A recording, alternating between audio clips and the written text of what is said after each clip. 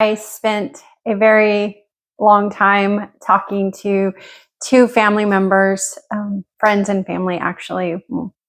A friend who is family. It doesn't matter.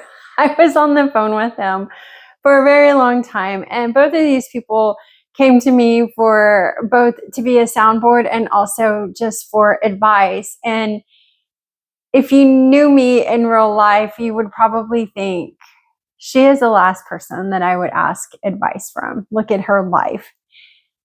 And that may be true. But on the flip side of that is often the people who have been through it are the ones who are able to both be an empath. That's not the right word that I'm looking for. Often the people who have been through things are often the ones who can have a gentle perspective and a gentle way of relaying a message that's not as harsh as somebody who hasn't. If you've never been through a divorce, you can't give advice on a divorce other than you need to stay married.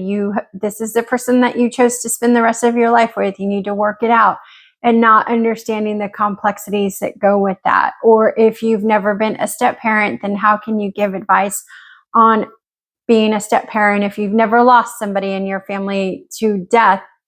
It just all is a matter of life experiences. And so I am that person, and I fought for a long time not to be that person. And we'll probably talk about that in another video, but I have made it where my identity are not the things that have happened to me. My identity is me. I am April. I am a mom. I am a wife. I am a friend. I am a Christian. I am who God sees me, not what has happened to me. And so when I was on the phone with these two people, it kind of triggered a little bit, because it's not always easy to talk about things that happened in the past, even when you're healed from them, because it still carries emotion, right? Hurt carries emotion. And so because as I was reflecting when I hung up with them, and I was reflecting like, good Lord, I was on the phone with one person for about 3 hours and another person for about 2 hours. And I was like, I need a shower. I need to get all of this off of me. And so I just thought, why am I so knowledgeable? Why do these two people think that they can come to me for any life advice? And not just them, but I've often am that person in a crisis, that I am the friend. I am the friend that will sit with you in the emergency room. I am the friend that will be there when your family passes away, because I have all these life experiences. And I thought, part of me wanted to say, you do realize that half of my knowledge has come from reading Rainbow, because take a look, it's in a book. I can go anywhere, fly high as I don't really know the words to Reading Rainbow, but you get the gist. I read a lot, and I've also had a lot of years of therapy. But before I had therapy, I read, and reading has always transformed me into somewhere else, or it's allowed me to see perspective on someone else's life and understand where they're coming from and be able to talk through those things. And so it made me think of two things. So one, being a step parent. One person was struggling with being a step parent, and I grew up in a step parent house. We were a blended family. My mom had 4 kids and my stepdad had 2 kids, and we were blended. Now, my stepdad always treated us equally. He never treated us any different. He never said, these are her kids, these are my kids. It was always, these are our kids. If his kids got new shoes, we got new shoes. If I needed a family, picture, it was probably of his mom that I took to Grandparents' Day.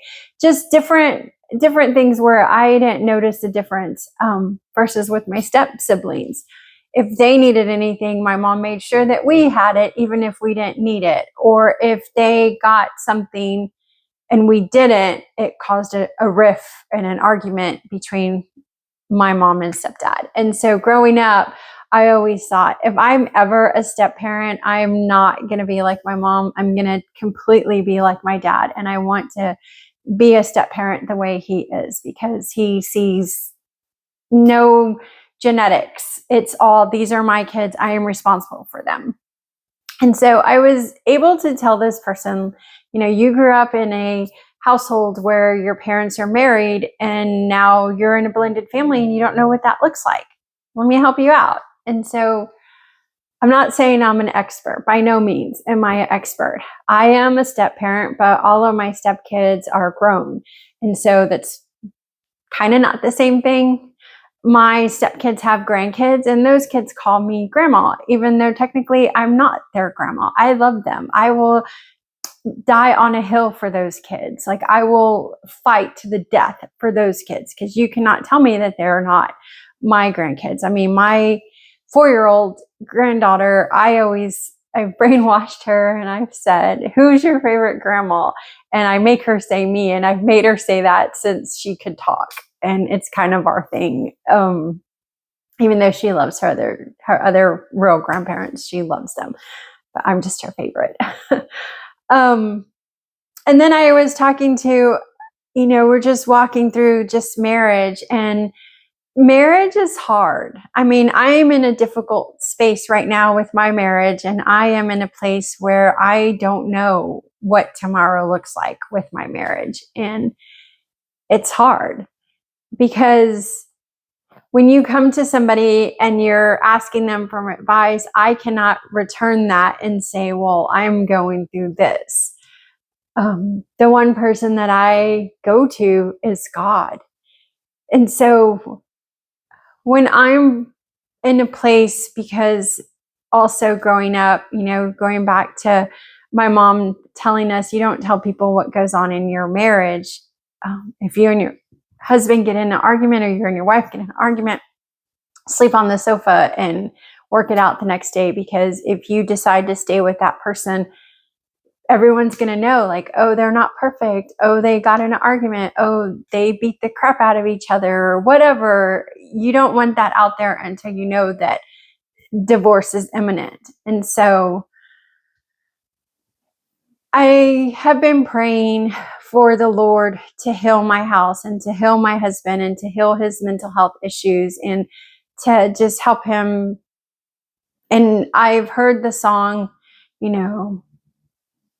oh gosh, I shared with it the other day. What is it? Strength will rise when we raise upon the Lord. And today, the song that keeps playing in my head is just, God is on the move. God is on the move. Hallelujah. Is he? Yeah, I believe he is. I've have spent the past 3 days in prayer. And so when one of my friends asked, how do you stay so positive? How are you able to get through all of this? And I can only say, one, my life. I've had no choice but to put my pants on, and I have made it my life's mantra or mission, or who I am, is that anything that happens to me does not define me. It may change me. It may alter my brain chemistry. It will affect me, but it's not who I am. I am not the things that happen to me. It's just a situation that I'm going through. And so if you are also going through something, don't let it defy you, because remember who you are in Christ. Remember who you are as Christ sees you. You're a child of the one true King. You are the son of daughter of the King of Kings and the Lords of Lords.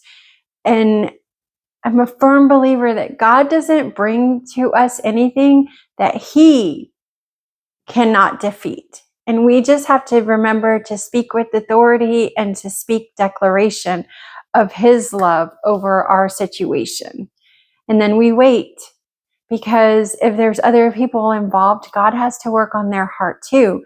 And the thing with that is also, if the person is battling whatever it is they're battling, if they're not walking with Jesus, you have to give them time to be willing to accept his hand, because the Lord is a gentleman and he is never going to make anyone do anything that they don't want to. And that is a part that sucks, because like right now, I want the Lord to touch my husband's heart. I want the Lord to heal his mental health. I want the Lord to just say, enough.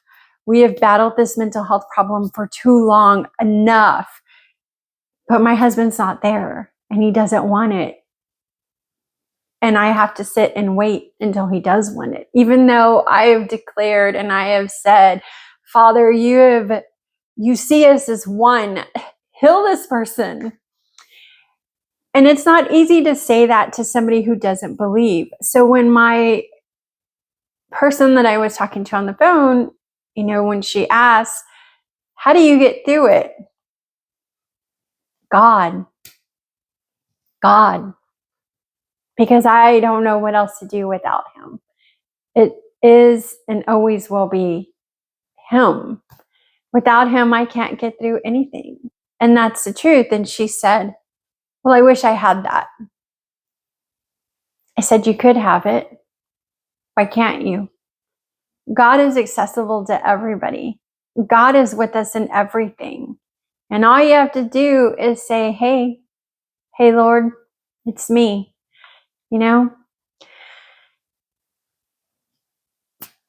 So I'm going to leave you with this. I think I've rambled. I've rambled beyond my point of people coming to me for advice and me feeling like I am the last person to be able to give advice to somebody. But I started this YouTube channel with authenticity, and I want to stay authentic. And sometimes when we go and tell a story, it's the flow of symmetry that needs to be told and not necessarily what we had in mind. And I am just speaking from my heart on what's going on in my head right now. I am in a place of vulnerability. I am in a place where I need prayer, and I am in a place where I don't have someone necessarily to give me the same advice. And it's not because I don't have people. I absolutely do have people. But I can't, because those people are not in my everyday life, if that makes sense. And I'm waiting on God, and I'm just a firm believer that you don't let the right hand know what the left hand is doing. And if I give it to God, then I leave it on the cross, and I don't need to talk about it anymore, because it's at the foot of his cross and he will be able to handle it. So I just want to say, back to the reading rainbow part, is if you don't have anyone to go to, if you don't have somebody, if you're like me and you leave it at the foot of the cross, but you still need to talk about it with somebody, feel free to leave it in the comments, and I would love to engage in conversation with you. And I'm praying for you, and I'm holding space. But also, a lot can take your mind off, and you can get a lot of answers from just reading. I know you can't probably see all the books that I have back here, but this is just one of many books shelves. Books are my favorite. They're like my babies. And a few books that have gotten me through the past couple months are The Good and Beautiful God by James. Who's it by? James Bryan Smith. It's a series. It's The Good and Beautiful God, The Good and Beautiful Community, and The Good and Beautiful Life. Highly recommend it. Oh, crap. East of Eden, John Steinbeck. You will feel all the feels, all of them. And the last one that I will recommend is The Fourth Wind by Kristen Hanna. It's about a woman who just doesn't give up no matter what happens to her. No matter what, a lot happens to her. So thanks for listening. And I am praying for you, and I'm holding space, and I will see you on the next video.